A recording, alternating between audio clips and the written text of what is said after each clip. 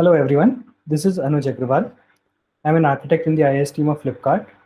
For those of you who do not know about Flipkart, Flipkart is the largest e-commerce player in India, serving millions of customers across thousands of product categories. I'm accompanied by Jen Johnny, who is also an architect in the IIS team. Both of us are working on disaggregated storage clusters for our infrastructure. This talk is divided into four sections. We will start with an overview of infrastructure in Flipkart. Then we will walk you through some context on how we are thinking about disaggregated storage clusters, followed by a walkthrough of the architecture and how we drew inspiration from Kubernetes. We will conclude with a summary of where we are with respect to this project. So let us begin with an overview of Flipkart infrastructure. Our services are deployed on self-managed private cloud spanning across multiple data centers with tens of thousands of servers and hundreds of petabytes of data. A huge portion of this hundreds of petabytes of data is hosted on JBOD-based storage. If you're not familiar with what JBODs are, please hold on for a minute as we will touch upon them as we go deeper into the storage infrastructure. Our deployments have predominantly been based on virtual machines. In 2020, we started our journey of moving our workloads to Kubernetes since we wanted to leverage cloud-native constructs as we aimed for increased developer productivity and we wanted to get ready for a hybrid architecture. So far, almost 75% of our stateless workloads have migrated to Kubernetes. Recently, we also started foraying into running stateful workloads in Kubernetes with local storage.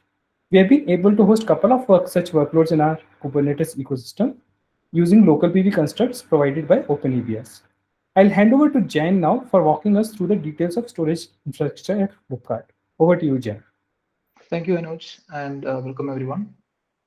Let me give a walkthrough of the current storage infrastructure at Flipkart, and we'll also look into what we are trying to do in the future as well. So, to classify Flipkart storage, we can classify them into three buckets. One is the root file system, which is used for all the VMs and Kubernetes ports to host the operating system or the log files.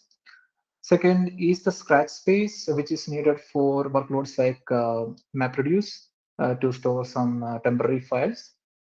And third is the persistent storage, which is used for all the data stores in Flipkart. The first two, the root file system and the scratch space, is currently using locally attached SATA hard disks or SSDs. The persistent storage, some part of it is in local NVMe SSDs, and these are the low latency use cases. But the majority of it is in JBOD attached hard disks or SSDs. We will go in a little bit deep into the JBoard attached architecture in the next slides. But before going into that, I wanted to talk about three pivots we try to improve on whenever we look for the next storage designs. The first is scalability. It's not just from the data plane or the control plane performance point of view, but also about how easy it is to maintain this such a large infrastructure of storage and compute. Plus, how it is easy to scale compute and storage independent of each other. And the second pivot is composability. It's about how easy it is to carve out pods or VMs of different shapes and sizes. Say, can we attach any amount of storage to any amount of compute in the data center?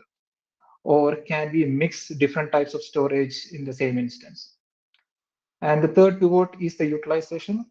This is about reducing the fragmentation wastages or any wastages due to improper compute storage ratio. So now let's go a little bit deep on the JBoard attached hard disks and SSDs. In this architecture, we use SAS, dual ported SAS SSDs and hard disks in a JBoard, which has multiple controllers, which means that the hardware is capable of doing multipath I/O to each and every storage medium. As we can connect this JBoard into multiple servers. Say in our typical deployment, we have 4 to 6 servers connected to a single JBoard of about 60 drives.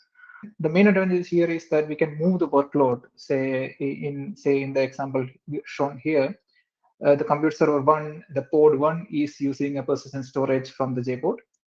Port 2 is not using any storage. So we can move the workload in port 1 to computer server 2 in case we want to take a downtime on computer server 1. So the port can migrate and continue to use the persistent storage without any downtime. So that is the biggest advantage. The other advantages are that it improves the composability of the system compared to a locally attached system. Say it has more compute power, it has more storage power compared to a local attached system. So we can carve out a little bit more flexible instance type cards from here. So you can create a little bit more compute, large compute and small storage instances, or small compute and large storage instances from the same cluster. But still, it is not the ultimate. It's not the ultimate composable system. It's not very trivial to plan for the exact compute storage ratio we need, because when we deploy, we will assume that okay, certain workload characteristics, and then we'll say okay, say we will need 4 servers per JBoard. But later, if the workload characteristics change, and then we might say okay, we might want to add more servers to it, or maybe we will add more JBoards or more storage to it.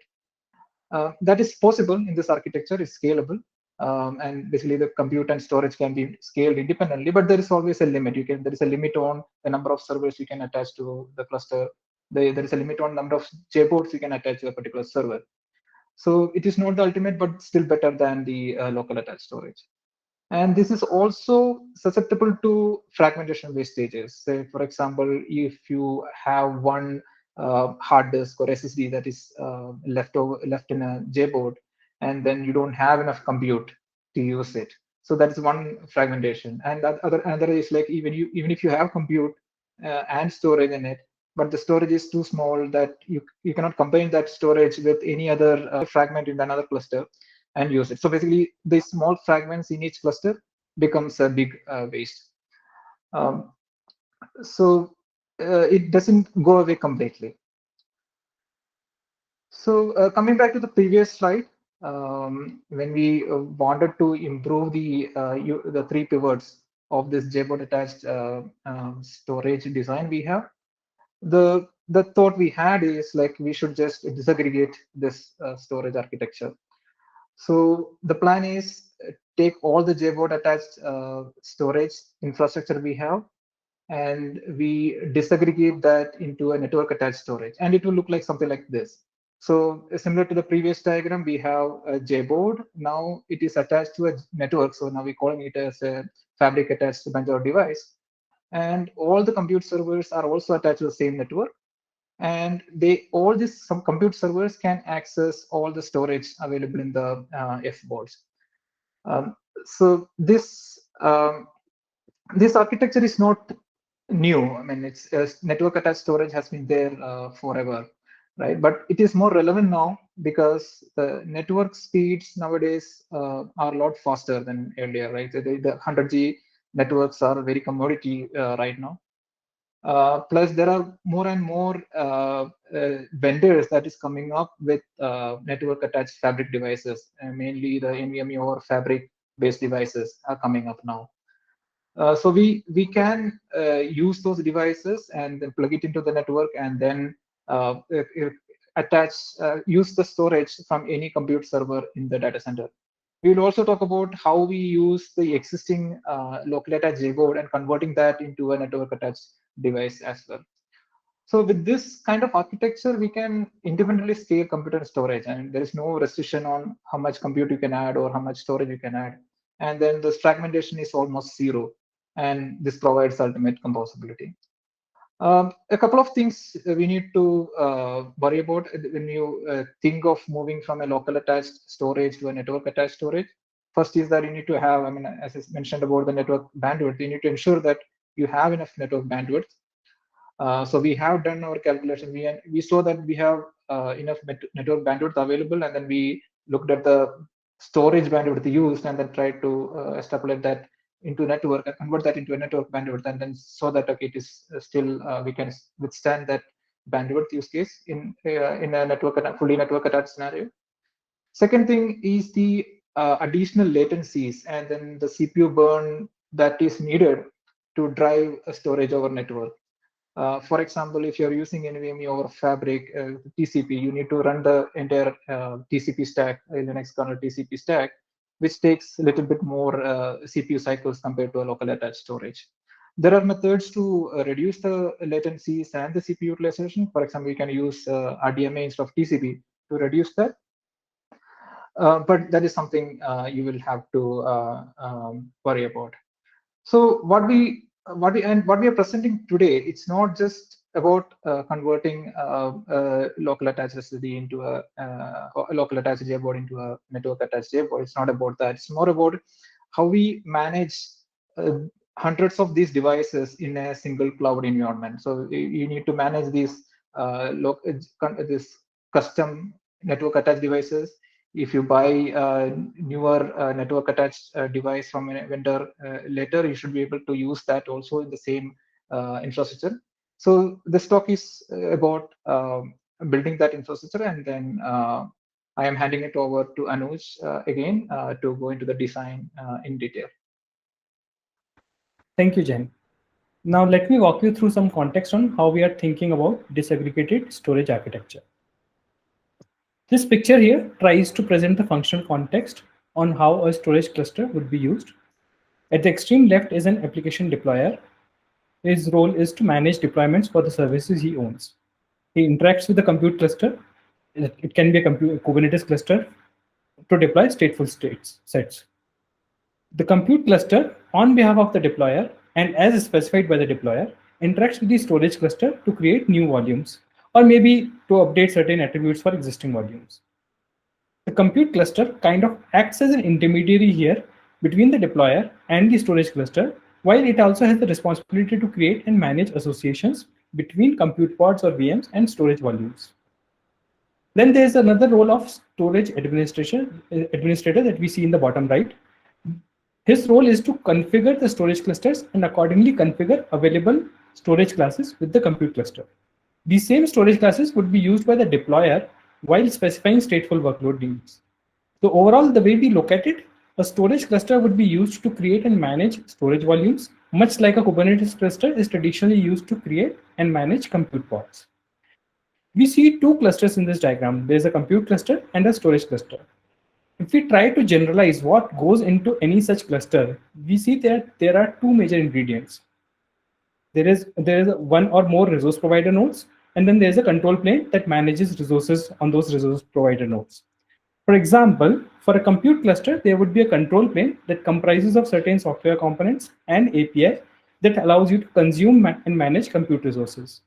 And then you have several compute nodes that are used to host compute pods or maybe virtual machines.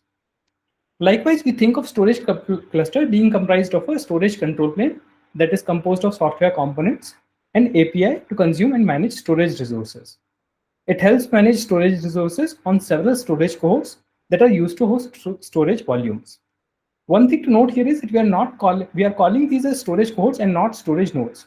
Reason being, the term storage node could be interpreted differently in different contexts. So we wanted to avoid that term. A storage cohort basically has one or more storage pools that it is configured to expose using the storage devices it has. The storage devices could span across one or more storage enclosures, just like we spoke about JBoards. To configure these storage pools and drive the storage, we need one or more processing units, which we have called as storage heads here. The storage enclosures would typically be directly attached with these processing units. These processing units would typically be servers or DPUs. If a storage cohort has more than one processing units, the software components running on them needs to coordinate among themselves to expose a clustered storage driver. An example of a simple storage cohort is a single storage head connected with a single storage enclosure. The storage driver runs on the storage head and helps drive all the storage available with the storage enclosure. There is no requirement of a coordination here. An extension of this could be to aggregate several such units with one-to-one connectivity between storage heads and storage enclosures. The storage heads need to coordinate among themselves to provide a clustered storage driver. This is not a particularly useful topology since it would be much simpler to run all of these units as cohorts. A more useful topology would be to connect each storage head of a cohort with each storage enclosure of the cohort. So one can have M storage heads coordinating among themselves to provide a clustered storage driver. Each of the M storage heads is connected to each of the N storage enclosures with a total of M cross N connections.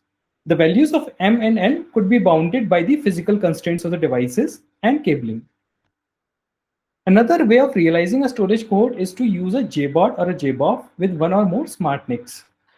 The JBOD can be directly attached to the network with the help of those smart NICs.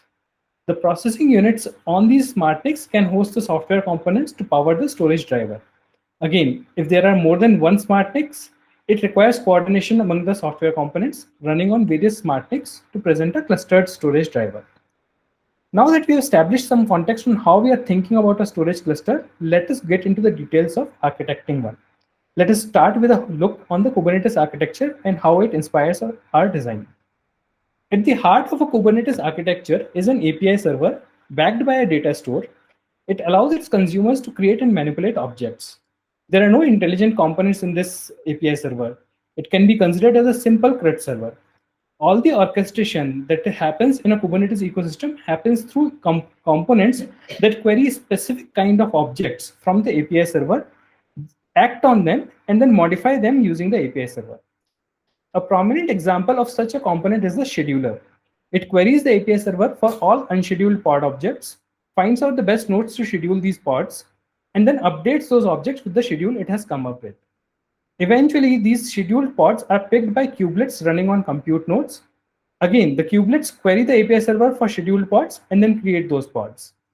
We have planned the disaggregated storage architecture in a similar fashion. At the heart is an API server backed by a data store. It allows its consumers to create and manipulate objects, much like a Kubernetes API server. For all practical purposes, it can be a Kubernetes API server as well. The Kubernetes API server allows custom resources to be defined, and objects required for running the storage cluster could be such custom objects created with those custom resource definitions. Then there is a volume scheduler that can query the API server for all unscheduled volumes. It can find the best cohorts to schedule these volumes, and then it can update the volume objects with the schedule it has come up with. The cohorts run a software component equivalent of a kubelet, which can query the API server for scheduled volumes and then create those volumes. And this kind of completes the architecture of our disaggregated storage cluster on the same lines as that of a Kubernetes cluster. Let us now take a quick look on the current state of affairs as to where we are with respect to this disaggregated storage cluster. We have frozen the control plane design, and that is what we have walked you through in this talk. On the data plane side, NVMe over Fabric is our choice of storage protocol. However, there are some wrinkles we still need to iron out on the data plane, especially with respect to the discovery of storage targets by storage initiators. If you're not familiar with these terms, targets and initiators, you can think of a storage target as the endpoint of a storage volume and a storage initiator as the storage driver present on a compute pod that facilitates the data transfer with a storage device. We are collaborating with Maya Data team on this project. It will come up as an open source project as part of OpenEBS offering. Our current focus is on one device, one volume. That is, a volume would be created using an entire storage device. For those of you who want to peek into what we are doing, you can refer to this link here. It is basically all the pull requests that have been raised with label SCP on device local PV repo of OpenEBS. In future, we will take up the ability to create volumes with a fraction of a storage device or a volume group. And we'll also take up features like thin provisioning and compression that will help us drive better storage utilization. That is all we have. Thank you.